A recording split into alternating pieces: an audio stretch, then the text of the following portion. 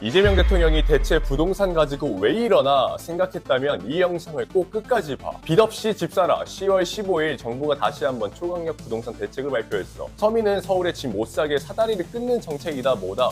국민의힘은 열심히 악마화를 하고 있더라고. 이 영상을 보고 제발 선동 좀 당하지 마. 서울에 현금 5억에 빚 10억 내서 집 사고 월 이자 1,000만 원 내는 게 서민이야. 미친 소리지. 근데 말이야, 내가 진짜 열받는 거 알려줄게. 머리가 있으면 이해하겠지. 현재 답 없는 부동산 가격은 바로 윤석열 정부의 잘못된 금리 정책 역할이 정말 커. 2022년 윤석열 정부 1년차부터 미국이 코로나 양적 완화로 인한 물가 폭등을 잡기 위해 미친 듯이 금리를 올렸어. 무려 5.5%까지 올렸지. 윤석열 정부는 이때 뭘 했게? 부동산 가격 하락을 막겠다는 이유로 연끌적 표를 얻겠다는 계산으로 금리 인상을 안 했어. 이명박 정부 때 보여? 원래 미국 기준 금리보다 한국 기준 금리가 높아야 원화 가치가 유지되겠지. 근데 윤석열 정부는 미국이 5.5% 금리 가져가는데 3.5%를 유지했어. 금리가 애매하게 낮으니까 집값도 안 잡혀, 물가도 안 잡혀, 원화 가치가 달러보다 한참 낮아지니까 1,400원대를 우습게 넘나들게 됐지. 근본적으로 윤석열이 진짜 빌런 짓을 하는 거야. 왜냐하면 서울 부동산 가격을 지키기 위해 국민 경제 전체를 희생시킨 거거든. 만약 윤석열이 미국에 맞춰 금리를 정상화했다면 어땠을까? 부동산 거품은 자연스럽게 빠지고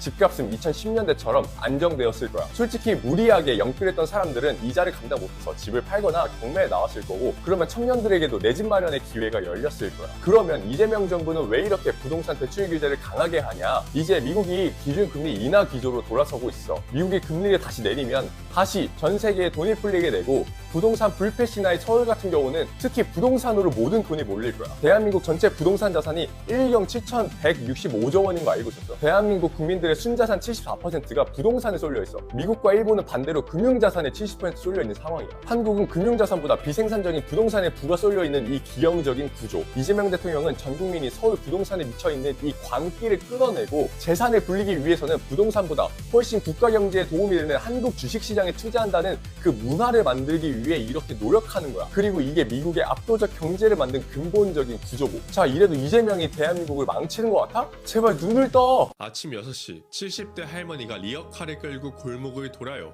오늘 목표는 폐지 10kg. 그게 오늘 하루 식비예요. 이 할머니 평생 일했어요. 자식 대학 보내고 결혼시키고 본인 노후 준비할 돈은 남지 않았어요. 국민연금 1988년에 생겼으니까 받아도 쥐꼴이에요. 나라가 늦게 만든 거예요. 할머니 잘못이 아니고요. 근데 여기서 이상한 일이 생겨요. 이 할머니가 비 맞으며 폐지 줍다가 감기에 걸렸어요. 폐지 줍다가 넘어졌어요. 인후염, 고관절 골절, 수술 입원, 요양병원.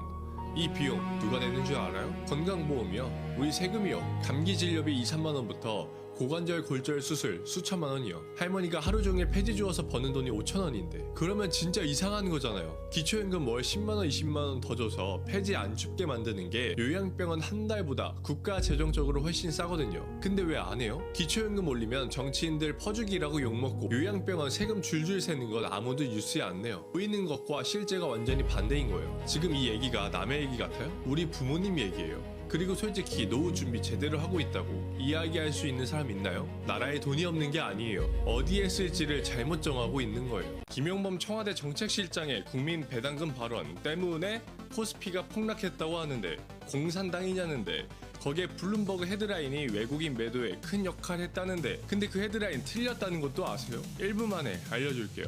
오늘 아침 코스피가 8,000비 돌파를 눈앞에 두고 있었어요. 그런데 점심 무렵 갑자기 폭락합니다. 외국인이 삼성전자, SK하이닉스 던지면서 빠져나갔어요.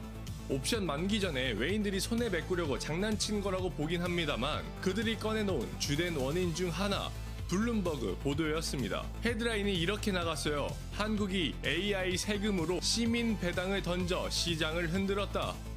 글로벌 투자자들이 이 한 줄을 보고 뭘 떠올렸을까요? 한국 정부가 AI 기업에 새로운 횡재세를 부과한다. 근데 김용범 정책실장이 실제로 한 말은 이게 아닙니다. 페이스북 원문을 보면 AI 반도체 호황으로 들어올 역대급 초과 세수 그냥 흘려보내지 말고 어떻게 쓸지 미리 설계하자. 새로운 세금 만들자는 게 아니라 이미 들어올 세수가 너무 초과하니 어떻게 쓸지 미리 논의하자는 겁니다. 노르웨이가 석유 팔아서 번 돈으로 국부펀드 만든 거랑 똑같은 구조예요. 김 실장이 해명문 내고 나서야 코스피 하락이 회복됐어요. 횡재세가 아니라 초과세수 활용입니다. 그제서야 외국인이 다시 들어왔어요. 그런데 이 와중에 국민의힘 의원들 이준석 개혁신당 대표가 뭐라고 했냐? 사회주의식 기업 이익 배급제, 반기업 정책, 이 발언이 외신에 어떻게 비칠까요? 블룸버그 헤드라인이 이 오해를 만들고 한국 야당 발언이 그 오해를 확정시켜버리는 구조예요.